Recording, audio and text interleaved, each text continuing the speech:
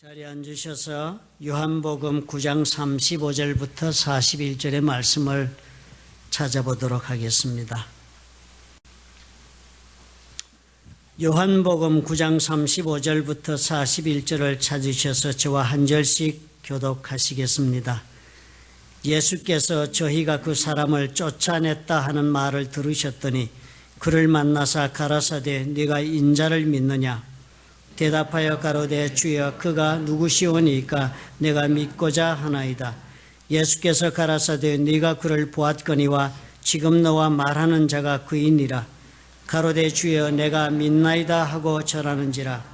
예수께서 가라사대 내가 심판하러 이 세상에 왔으니 보지 못하는 자들은 보게 하고 보는 자들은 소경되게 하려 함이라 하시니 바리새인 중에 예수와 함께 있던 자들이 이 말씀을 듣고 가로되 우리도 소경인가? 함께요. 예수께서 가라사대 너희가 소경되었다면 죄가 없으려니와 본다고 하니 너희 죄가 그저 있느니라. 아멘. 오늘의 우리가 읽은 성경의 이야기가 시작이 이렇게 됩니다. 평생을 눈을 보지 못한 채로 살았던 답답한 사람의 이야기입니다. 어둠 속에서 고통스럽게 결코 끝날 것 같지 않았던 그런 고통 가운데 살아가던 사람이 어느 날 갑자기 예수님의 말씀을 듣고 주님께서 말씀하시는 대로 따라해 보았습니다. 예수님이 눈에 침으로 익인 진흙을 붙여주시면서 실로암 우물에 가서 눈을 씻으면 네가 보게 될 것이다 하시는 그 말씀을 듣고서는 그대로 그는 시키는 대로 했습니다. 그랬더니 눈을 뜨게 된 것이에요. 이웃 사람들 또 그리고 전에 성 밖에서 이 사람이 거린 생활을 하던 것을 아는 사람들이 이를 보고서는 엄청나게 놀라고 말았습니다. 도저히 믿을 수 없는 일을 지금 눈으로 확인하게 되었으니까 그 목격자들이 이 눈을 뜬 사람을 붙잡고 난리를 피웠지요. 사람들의 얘기가 그랬습니다. 요한복음 9장 9절에 보니까 혹은 그 사람이다 하며 이 눈뜬 사람이 바로 그 사람 아니냐 혹은 그렇게 말을 하지만 혹은 아니다 그와 비슷하다 하거늘 제 말은 그러라. 사람들이 설왕설래했습니다. 너무 놀라가지고 눈을 뜨고 있는 사람이 절대로 이 사람이 눈을 뜰 사람이 아닌데 눈을 떴으니까요. 이 사람이 그 사람이야. 그랬다 아니야 그 사람이 아니야 비슷한 사람이야 라고 서로 얘기하는 가운데 본인이 확인을 해줍니다. 내가 바로 그 사람이다. 결국은 이렇게 눈을 뜨게 해준 사람이 예수라는 말을 듣고서는 예수님을 만나고 싶어 했지만 그 자리에서 만날 수가 없게 되니까 저희가 전에 소경되었던 이 사람을 데리고 바리새인들에게로 갔습니다. 어떻게든 뭘 해야 되겠으니까. 그래서 그 당시 종교 지도자들에게로 데리고 간 것입니다.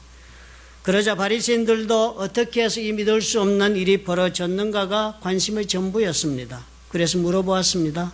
어떻게 해서 보게 되었느냐? 결국에는 이 소경이 눈을 뜬 것이 무슨 특별한 방법이나 아니면 특별한 처방에 의하여 그렇게 눈을 뜬 것이 아닌 것을 이 사람들은 알게 됩니다. 그래서 그들의 모든 관심이 이 소경의 눈을 뜨게 한 사람에게 쏠리게 됐습니다.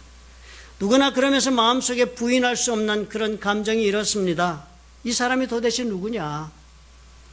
도대체 어떤 사람이길래 이렇게 눈먼 사람의 눈을 뜨게 하는 일을 하느냐?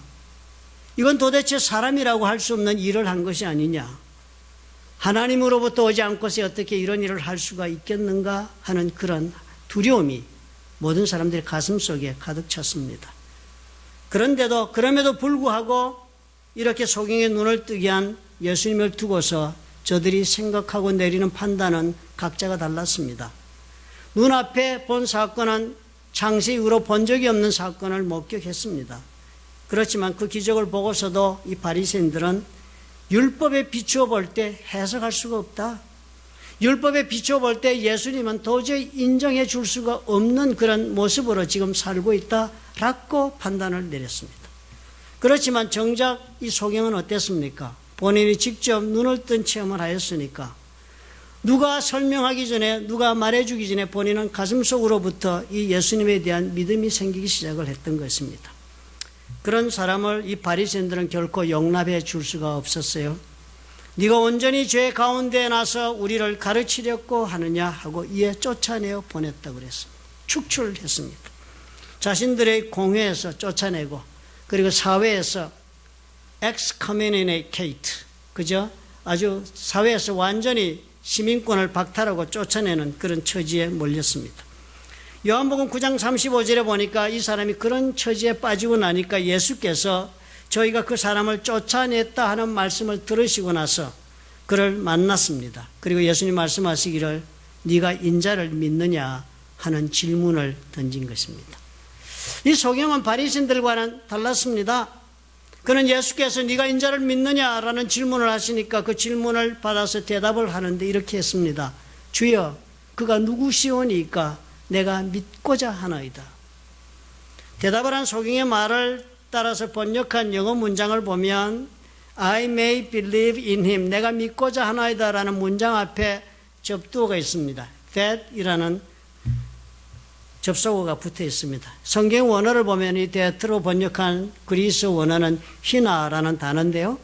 영어로 번역하면 그 뜻이 in order that, 무엇 하기 위하여라는 뜻이 됩니다. 그러니까 이 사람이 그렇게 물은 거예요. 주여, 그 사람이 누구입니까? 도대체 어떤 사람입니까? 그 사람이. 그러면서 물어보는 내 질문의 이유는 다른 것이 아니라 내가 그를 믿고 싶어서 그가 누구인지를 알고 싶어 여쭤보는 것입니다 라는 표현을 완곡하게 한 것입니다.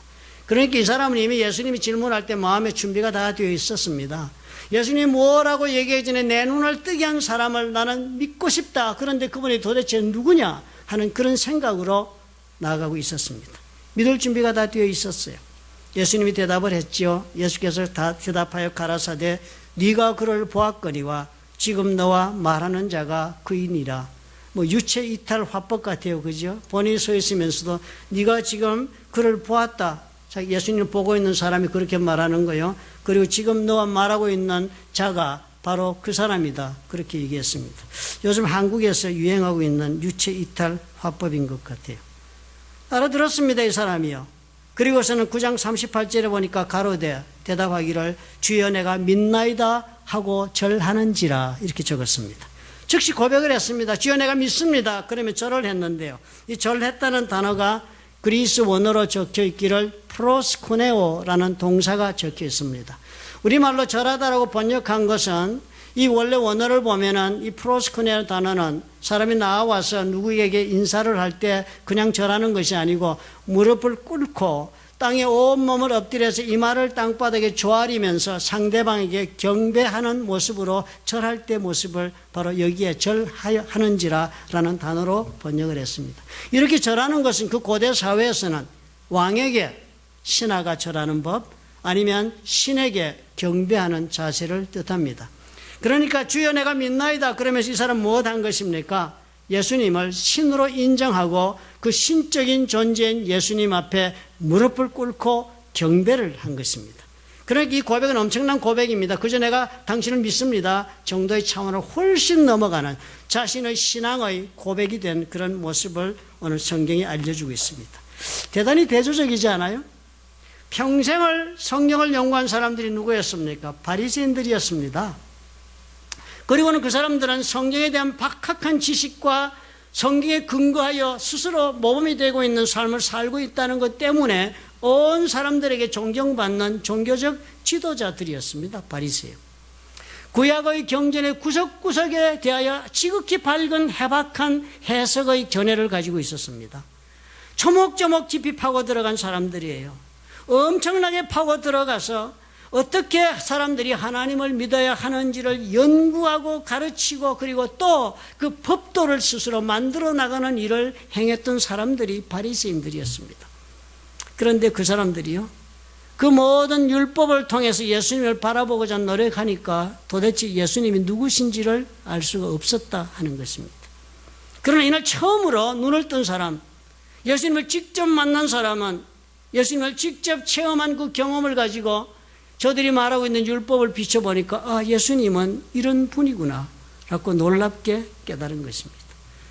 사실 이 사람은 어떤 사람이었습니까? 이 사람은 예수님께 자신의 눈을 고쳐달라고 주님께 당부한 적도 없는 사람입니다. 이 사람은 주님을 직접 찾아온 적도 없었던 사람입니다. 그럼에도 불구하고 어떻게 해요? 주님은 고쳐달라고 부탁하지 않았던 사람이 직접 주님이 먼저 오셔서 고쳐주시고, 찾아오지 않은 사람을 주님께서 직접 찾아가서 만나주시는 그런 일을 통하여 이 사람의 삶을 전적으로 바꾸는 일을 허락하신 것입니다. 이런 놀라운 일이 자신에게 일어났으니까요, 직접 체험한 이 사람은 예수님을 이렇게 직접 오늘 만나서 이런 질문을 받기 이전부터, 눈을 뜨고 난 다음부터는 그 눈뜬 사건 때문에도 예수님은 보통의 사람은 아니다라는 믿음은 가졌겠습니다. 예수님은 특별한 사람이다 라는 그런 믿음을 가지고 이 사람은 예수님을 생각하기 시작했습니다. 그리고 자신의 눈을 고쳐준 그런 예수라는 사람의 이름도 알았습니다. 그래서 요한복음 9장 17절에 보니까 이 사람은 바리새인들과의 얘기 속에서, 바리새인들의 안식일과 율법의 이야기를 하면서 예수님에 대한 공격을 하는 이야기를 통해 이 사람은 더욱더 예수 그리스도에 대한 자신의 깨달음이 깊어지기 시작합니다. 이에 소경되었던 자에게 다시 묻되, 바리새인들이 또 물어본 것입니다. 그 사람이 내 눈을 뜨게 하였으니 너는 그를 어떠한 사람이라 하느냐. 우리는 둘째치고 그러면 너는 직접 네 눈이 그 사람 손에서 띄어졌으니까, 네 인생의 문제를 해결받았으니까 너는 예수님을 누구라고 생각하느냐 라고 물어보았습니다. 그랬더니 대답을 했어요. 선지자입니다. 선지자입니다. 이것이 이 사람이 예수님에 대하여 알고 있는 믿음의 한계였습니다. 그는 예수님을 선지자, 그리고 다음에 기록된 말씀을 보니까 하나님께로부터 오지 아니하였으면 아무 일도 할 수 없는 하나님으로부터 온 선지자니까 하나님이 보내셔서 이 땅에 와서 하나님의 뜻을 따라 역사하고 있는 그런 선지자로 예수님을 보고 믿는 믿음을 가지고 있었습니다. 그런데요, 그런 상태에 있던 사람을 예수님께서 직접 다시 찾아오신 것이 아닙니까? 그럼 그 사람을 앞에 세워두고 질문을 던진 것입니다. 네가 인자를 믿느냐? 그리고 이 질문을 받은 이 사람이 무릎을 꿇고 주님을 경배하면서 내가 주를 믿나이다 라는 신앙의 고백을 했다는 것입니다. 그러니까 이 사람을 다시 찾아와서 질문을 던진 예수님에게는 분명 가지고 계셨던 또 다른 의도가 있었습니다. 이 눈을 뜬 소경이 예수님을 단지 하나님이 보내신 선지자 정도로 믿는 것으로서는 예수께서는 결코 족하지 않았기 때문입니다. 예수님을 통하여 개인적인 삶의 놀라운 체험을 하고 인생의 새로운 변화를 받은 사람이 그러한 믿음의 단계에 머물러 있는 것을 예수님이 결코 원하지 않았습니다. 그래서 이 사람은 불렀습니다. 목적이 그 눈 뜨고 그리고 또 새로운 인생을 살아 예수님이 선지자라는 것을 아는 정도의 그런 사람이 되는데 있지 않았기 때문입니다. 육체적인 암흑 가운데 벗어나서 진정으로 이 사람의 영혼이 예수님이 누구신가를 볼 줄 아는 그런 사람이 될 수 있기를 원하셨기 때문에 주님은 그를 불러서 이 질문을 던진 것입니다. 네가 인자를 믿느냐? 그랬습니다. 이 질문이 이 한때 소경으로 살아왔고 이제는 예수님을 만나서 눈을 떠서 새 인생을 출발한 사람에게 있어서 극적으로 이 사람의 인생을 변화시키는 그런 터닝 포인트를 만드는 질문이 되고 있는 것을 우리가 발견하지 않습니까? 사실 인자라는 단어 들으시는 여러분 어때요? 대단히 거북한 단어지, 그죠? 익숙하지 않은 단어입니다. 구약 성경을 들춰보아도 인자라는 단어는 그렇게 등장하는 것이 없습니다. 단지 다니엘서 7장 13절인가요? 거기를 보면은 인자라는 단어 대신에 like man, 사람 같은 그런 뜻의 히브리어는 나오기는 합니다. 그러나 직접적으로 예수님을 인자라고, 앞으로 올 메시아를 인자라고 지칭한 단어는 구약에서 발견하기 어렵습니다. 그런데요, 참 재미있게도 마태, 마가, 누가, 요한 이 사복음서에는 인자라는 단어가 수도 없이 출연을 합니다. 그런데 가만히 그 말씀을 읽어나가다 보면 모든 경우에 인자라는 단어는 예수께서 자기 자신을 지칭하실 때 사용된 단어였습니다. 그러니 사복음서 외에서는 결코 이 인자라는 단어를 주님께서 사용하였다는 기록을 적어놓은 적은 없습니다. 단지 단 한 번 사도행전에서, 또 다른 한 번은 히브리에서 사용된 것이 보여집니다. 그러니까 이 사복음서에 특별히 예수께서 자기 자신을 호칭할 때, 사람들 앞에서 부를 때는 반드시 이 인자라는 단어를 사용했다는 것을 우리가 그 문장을 따라서 추적해 보면은 그 속에는 예수께서 뜻하고 있는 특별한 의미가 함축이 되어 있다는 것을 발견하게 됩니다. 그 첫째의 경우가 구원의 사건과 연결이 되어 있습니다. 하나님이 인간을 향하여 가지고 계신 그 계시가 이 예수님으로부터 이루어졌다는 것을 암시합니다. 즉 하나님께서 이 땅에 사람으로 그 육체를 입고 사람의 아들로 오신 분이라, 그래야 계획을 가지시고 이를 이루셨다는 분이라는 그런 함축된 의미를 가지고 예수님은 자신을 인자라 그렇게 불렀던 것입니다. 요한복음 3장 13절 이렇게 기록이 나옵니다. 모세가 광야에서 뱀을 든 것 같이 인자도 들려하리니, 인자라는 단어가 예수님이 직접 사용하시기 이렇게 사용했습니다. 모세가 광야에서 뱀을 든 것 같이 무슨 사건을 이야기합니까? 민수기에 보면 사람들이 하나님을 거역하고서는 불뱀에 물려 죽어가는 사건이 발생했습니다. 수많은 사람들이 죄를 짓고 그리고 불뱀에 물려 죽어가니까 모세가 하나님께 기도했습니다. 어떻게 하면 좋을까? 어떻게 하나님께서 이 죽어가는 영혼들을 불쌍히 여기시고 살려주실 수가 없겠냐고 하나님께 물었습니다. 그랬더니 하나님이 모세에게 놋뱀을 만들어서 장대에 매달아 높이 들어라. 그리고서 불뱀에 물려 죽어가는 사람들이 그 놋뱀을 믿음으로 바라보면 생명을 얻는다. 죽지 않고 살 것이다. 그렇게 가르쳐 주었습니다. 그래서 모세 그렇게 했습니다. 뱀에 물린 사람들이 죽어가는 고통 속에서 그 놋뱀을 쳐다보고서는 치유를 받고 그리고 생명을 얻었습니다. 구원을 받은 것이에요. 그 이야기를 지금 예수님이 지금 비유로 하시는 것입니다. 모세가 광야에서 뱀을 든 것 같이 인자도 들려하리니, 이 인자는 누굴 말씀하신다고요? 예수님인데요. 보통의 예수님이 아니라 예수님은 하나님의 계시를 따라 이 땅에 하나님의 뜻을 이루기 온 사람으로서의 인자라는 뜻입니다. 그러니까 그렇게 온 나 예수는 들려야 한다. 즉 뭐예요? 십자가에 나도 그렇게 높이 매달려야 할 것이다.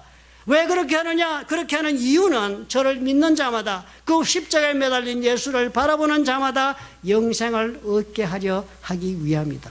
그래서 그거 믿고 사람들이 마치도 그 옛날에 광야에서 불뱀에 물려 죽어가던 자들이 놋뱀을 바라보며 산다는 말을 믿음으로 바라본 것처럼, 예수를 믿으면 죄사함 받고 영생을 얻는다는 말을 믿음으로 바라보는 사람에게는 그런 일이 일어나도록 하기 위하여 인자가 십자가에 매달려야 하겠다 그랬습니다. 무슨 말씀을 하신 겁니까? 예수님은 인자라는 단어를 써가지고 함축적으로 십자가에 달리셔서 우리의 죄를 사하기 위하여 돌아가실 예수님을 지칭하고 계신 것입니다.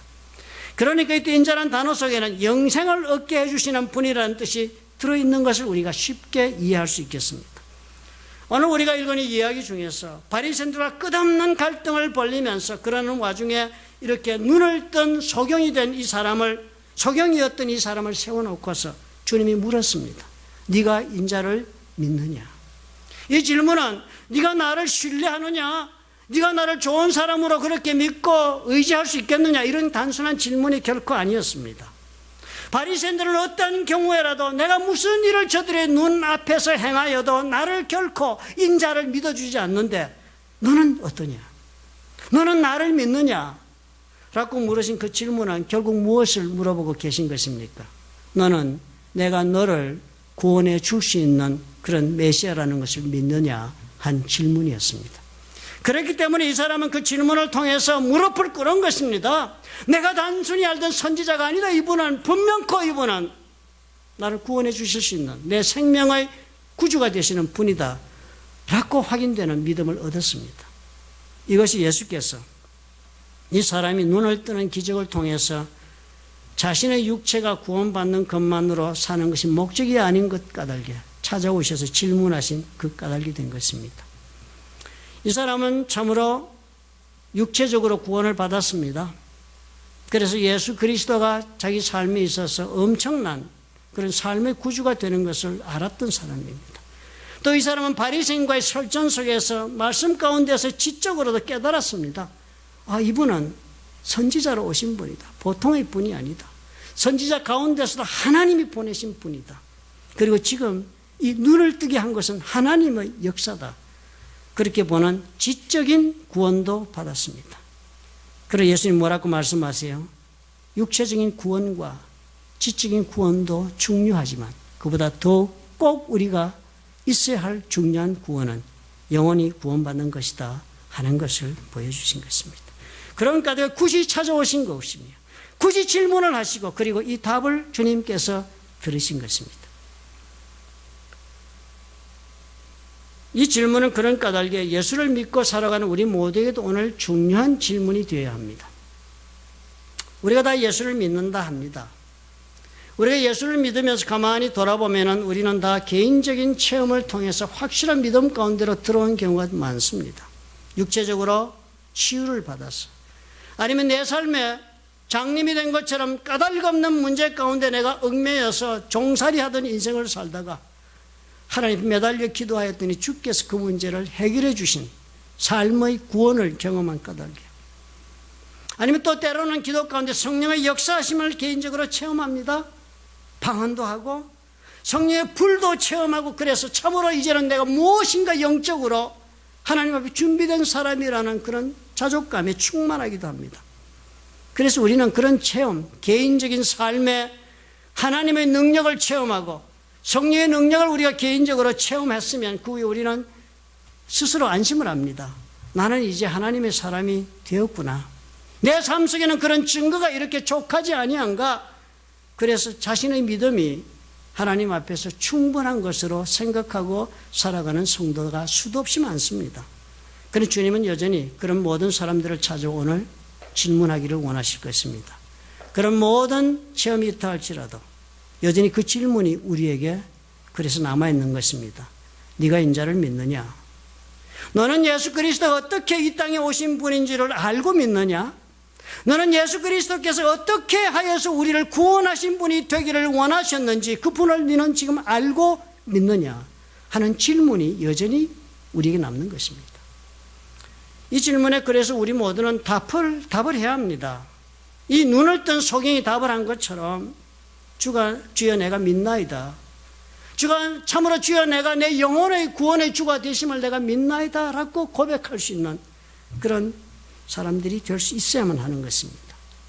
구원을 주신 예수님을 믿는다는 것이 무엇인가요? 예수를 믿어서 우리가 천국 가는 것이 그것이 전부 해답이 됩니까? 결코 그러하지 않을 것입니다. 구원을 받는다는 것은, 영적으로 우리가 구원을 받는다는 것은 우리가 잃어버리고 빼앗겨버렸던 하나님과의 교제를 온전하게 회복하는 것을 뜻하는 것입니다. 하나님과의 교제를 온전하게 회복하여 새로운 관계를 이루어 전혀 다른 인생을 살기 시작할 수 있도록 준비된 것, 그것이 구원의 역사인 것입니다. 내가 다시 거듭 태어나서 이제까지 내가 상상하지 못했던 인생길을 살아볼 수 있도록 하나님께서 나를 새롭게 빚어주신 것, 그것이 구원의 사역의 시작인 것입니다. 그 모든 것이 내가 답하는 주여 내가 믿나이다 하는 이 말 속에 함축될 수 있는 것입니다. 저는 여러분께 묻고 싶습니다. 예수를 오랫동안 믿으시고 바리새인들을 능가하게 성경을 연구하시고 그리고 살아오신 경험이 있으신 줄로 압니다. 그러나 여러분 스스로 자신에게 이런 질문을 해보신 적이 얼마나 되셨는지요? 과연 나는 어떠한 예수를 믿고 있는가? 만약 주님이 오늘 나를 찾아오셔서 나를 세워놓고 이 장님에게 질문했던 것처럼 네가 인자를 믿느냐? Do you believe in the Son of Man? 이렇게 물으셨을 때 나는 과연 어떤 대답을 드릴 수 있을까? 생각해 봐야 할 것입니다. 두 번째로 이 인자라고 부르시는 예수님은 이 말씀을 통하여서 우리 예수님께서는 우리를 구원하신 것뿐만 아니라 그 구원의 단계에서 넘어서서 그 이후로 예수께서 나의 삶의 주가 되는 모습으로 내가 살아가고 있는가를 주께서 판단하신다는 것입니다. 주께서 판단하신다는 거예요. 다른 말로 판단이나 심판이나 동일한 단어입니다. 영어로는 다 judge, 그리스어로는 크리노, 똑같은 단어가 사용되었습니다. 요한복음 5장 27절이 이렇게 적었습니다. 또 인자됨을 위하여 심판하는 권세를 주셨다고 그랬습니다. 한국말로 들으면 그런가 보다 하지만 영어로 읽으면 좀 더 명백해집니다. He has given the authority to judge. 심판할 수 있는 권세를 주셨다, 받으셨다. 그런데 왜 받았는지 이유가 나옵니다. Because he is the Son of Man. 그가 사람의 아들이기 때문에, 즉 인자이기 때문에 심판하는 권세를 하나님으로부터 받았다는 거예요. 즉 예수께서 이 땅에 사람의 아들의 모습으로 오셨으니까요. 예수님께서 그냥 하늘에서 신의 존재로 툭 떨어져서 할 일 하시고 돌아가시는 분이 아니고요. 예수님이 이 땅에 오실 때 사람의 아들의 모습으로 이 땅에 오셨잖아요. 하나님이심에도 불구하고 하나님 됨을 스스로 거부하고 사람의 몸을 입고 이 땅에 내려오셨어요. 그리고서는 사람의 몸을 입고 온 주님께서 직접 십자가에 자기 목숨을 내어 놓으시고 우리를 구원하시기 위하여 이 땅에서 사신 것입니다. 그런 까닭에 주님이 그렇게 하셨기 때문에 because he is that kind of a son of man, 그런 하나님의 아들이기, 사람의 아들이기 때문에 예수님이 무슨 권세가 있다고요? 판단하고 심판할 수 있는 권세가 있다 하는 것입니다. 39절과 41절도 그랬어요. 그런 관점에서 바라보면 쉽게 주님의 마음이 이해가 됩니다. 이렇게 적었습니다. 예수께서 가라사대 내가 심판하러 이 세상에 왔으니 보지 못하는 자들은 보게 하고 보는 자들은 소경되게 하려 함이다. 그랬습니다. 이거 바리새인들을 두고 하는 이야기입니다. 그죠? 이 문장 하나만 갖고서 생각하면 무슨 말인지 이 비유를 이해할 수 없습니다. 그러나 이 문장이 나온 그 컨텍스트, 문단의 배경은 바리새인들과 눈을 뜬 소경을 두고 한 말씀이니까요. 이 바리새인들은 어떻게 했습니까? 눈을 뜨고 뻔히 보고 모든 것을 알고 있다고 스스로 생각하지만 사실상 이 사람들은 보아야 할 것을 못 보는 영적으로 눈이 어두운 사람들입니다. 그죠? 소경도 눈이 어두워서 못 본 사람에게는 동일하다고 볼 수 있었습니다. 그렇지만 어떻게 해요? 예수 그리스도께서 만나주시고 치유하심으로 소경은 눈을 떠서 보는 사람이 되었고 눈만 떠서 본 것이 아니라 예수님이 누군지를 영적으로도 보게 된 사람이 되었어요. 바리새인들은요, 눈을 뜨고 보고 아는 것도 많아서 온 세상을 다 소유한 각 같은 자만감 속에 살아가지만 그들은 보아야 할 예수님을 보지 못하는 사람들이 됐습니다. 눈을 뜨면 무엇해요? 눈을 감은 자와 하등 차이가 없는 인생을 사는 것. 그 심판을 예수님 주신다는 것입니다.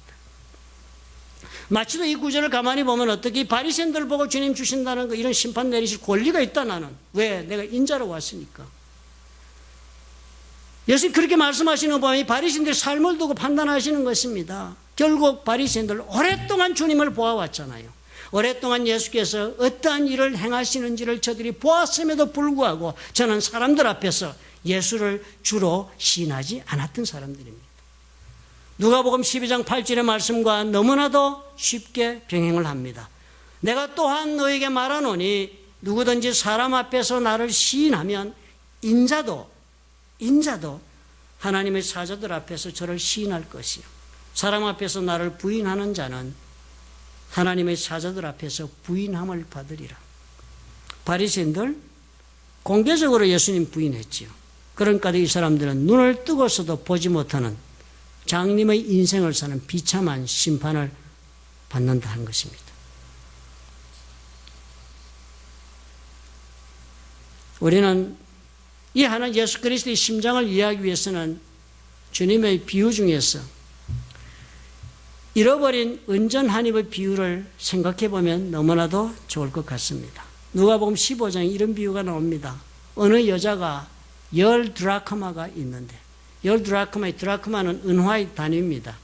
이 은화 한 드라크마는 그 당시 로마 시대 노동자 1일의 임금에 해당하니까 완 데나리온이라는 로마 화폐와 같습니다.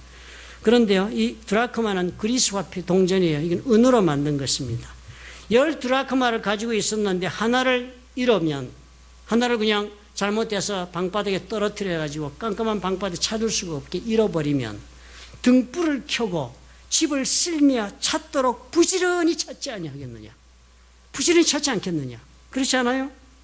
그리고서는 또 찾으면 벗과 이웃들을 불러 모으고 말하되 나와 함께 즐기자. 잃은 드라크마를 찾았노라 하리라. 이 비유의 말씀과 같은 것입니다. 사실 예수 그리스도께서 이 장님을 찾아와서 눈을 뜨게 한 사건, 이런 체험을 통해서 삶을 극적으로 바꾸신 것. 그와 마찬가지로 우리 삶 속에서도 주님은 찾아오셔서 극적인 하나님의 역사하심 우리 인생을 새로운 길로 인도하신 것이 한두 번이 아닐 것입니다. 마치 이 은화와 같다는 것입니다. 주님이 우리를 직접 이렇게 찾아오시기 전에는 우리는 이렇게 떨어뜨려져서 잃어버리고 만 은화와도 같은 인생들이었다. 은전, 귀한 은전이지요. 아무리 귀하고 가치가 있는 은전이라 할지라도 이렇게 떨어뜨려 잃어버린 채로, 그리고 놔둬 버리면 어떻게 됩니까? 아무 쓸모가 없는 존재로 끝나고 마는 것입니다. 저와 여러분의 인생이 이렇다는 것입니다. 주님께서 이 소경을 직접 찾아가신 것처럼 우리를 직접 찾아오지 아니하셨더라면 저와 여러분의 인생은 잃어버린 은화와 같아요. 본인은 얼마나 가치가 있다고 생각하고 얼마나 어떤 인생을 살 수 있다고 자부하는지 몰라도 그 인생은 잃어버린 채로 하등의 쓸모가 없이 버려지고 마는 그런 인생을 살고 마는 것입니다. 그런데 어떻게 해요? 주인이 열심히 바닥을 쓸고 닦으면서 동전을 찾듯이 예수께서는 우리를 그렇게 이 세상 가운데서 찾아 불러주시고 만나주신 것이라 합니다. 그래서 우리가 하나님 앞에 발견되고 예수를 믿고 구원을 받아 새로운 인생을 살 수 있는 거듭남의 기회를 받은 자리에 온 것입니다. 그렇게 왔으니까 어떻게 살아요? 그 은전은 이제 자신의 가치를 발휘할 수 있는 기회를 얻었습니다. 인생에서. 거듭나서 우리가 하나님 앞에 산다는 것은 내가 내 인생의 가치를 발휘하며 살 수 있는 인생의 기회를 하나님으로부터 허락받은 것을 뜻합니다. 우리는 그래서 어떻게 삽니까? 최선을 다하지요. 내 인생을 꽃 피우기 위해 우리는 노력합니다. 내가 가지고 있는 모든 재능과 모든 삶의 자원과 기회를 총동원해서 온 힘을 기울여서 내 인생을 꽃을 피우도록 노력합니다. 은화가 최대의 가치를 발휘하게 하는 것이 지극히 당연한 길이라 믿고 삽니다. 그런데요, 그것이 과연 은화가 걸어갈 일생의 길이 되겠습니까? 은화는 알아야 해요. 은화는 주인이 있다는 것을 알아야 하는 것입니다. 자기를 찾아준 주인의 소유라는 것을 알아야 하는 것입니다. 이 은화는 스스로 자신의 가치를 드러내는 것이 은화의 목적이 될 수가 없는 것입니다. 주인의 손에서 은화는 귀하게 쓰임을 받아 주인이 원하는 것을 얻게 하는 일에 도구가 되어야 은화가 제 가치를 발휘한 것이 아닙니까? 오늘 우리가 그런 인생을 사는 것입니다.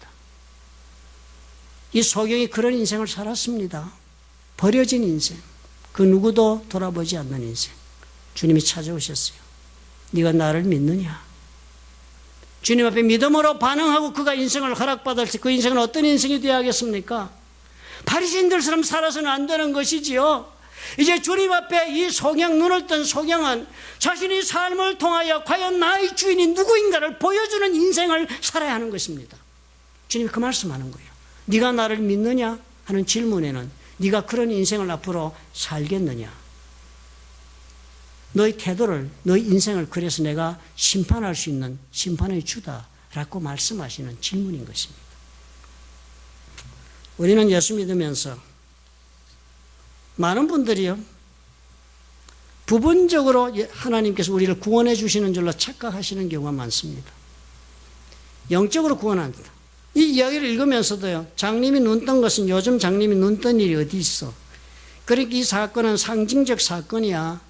그저 우리의 영혼을 눈을 뜨게 해서 빛이 되시는 예수님이 육적인 빛이 아니라 영적인 빛인 것을 증거하는 이야기다. 그 가르침이다로 받아들이는 것이 옳다라고 주장하시는 분이 있습니다. 물론 그렇습니다. 궁극적으로 뜻하는 바는 그렇습니다. 그렇지만 예수님이 소경의 눈을 뜨게 한 것은 사실적 사건입니다. 육체적 구원은 결코 하나님께서 우리를 구원하시는 구원의 대열에서 빠져있는 조항이 아닙니다. 예수께서 이 땅에 오셔 사람의 몸을 입고 우리를 구원하고자 하신 그 구원의 목적은 우리 육체를 구원하시고, 그리고 또한 우리 삶을 구원하시고, 우리의 걸어가는 모든 걸음에서 주가 되셔서 인도하셔서 하나님께서 계획하신 바를 구원받은 자들의 삶에 이루고자 하시는 것이 하나님의 구원의 모든 모습이 되는 것입니다. 오늘 우리는 이것을 믿어야 합니다. 주님을 부분적으로 믿고 부분적 구원에 만족하지 마시기 바랍니다. 주님 우리 삶에 찾아오세요. 흑암 가운데 있는 내 환경을 주님은 그 손으로 붙잡으시고 빛을 비추실 것입니다. 내 육체의 질병이 있고 내 삶에 막히는 장벽을 주님께서는 해치시고 일어서서 주님 앞에 내가 다시 한번 인간의 가치를 발휘하며 살 수 있도록 주님은 나를 부르실 것입니다. 그것이 구원의 시작입니다. 그러나 그것을 여러분 끝나지 마십시오. 그렇게 하시는 주님께서 나로 하여금 참으로 내가 살아가는 걸음걸음마다 내가 주가 되심, 예수께서 나의 주가 되심을 보여주고 증거하는 사람들 앞에 말로 행동으로 내 삶으로 시인하는 그런 성도의 길을 가기를 주께서 원하신다는 사실을 우리가 기억해야 할 줄 압니다. 주님 오늘도 저와 여러분 찾아오실 것입니다. 그리고 물으실 것이에요. 네가 인자를 믿느냐? 여러분 어떻게 답변하실 수 있겠습니까? 깊이 고뇌하시며 신앙의 길을 걸으시기를 부탁을 드립니다. 사랑이 많으신 아버지.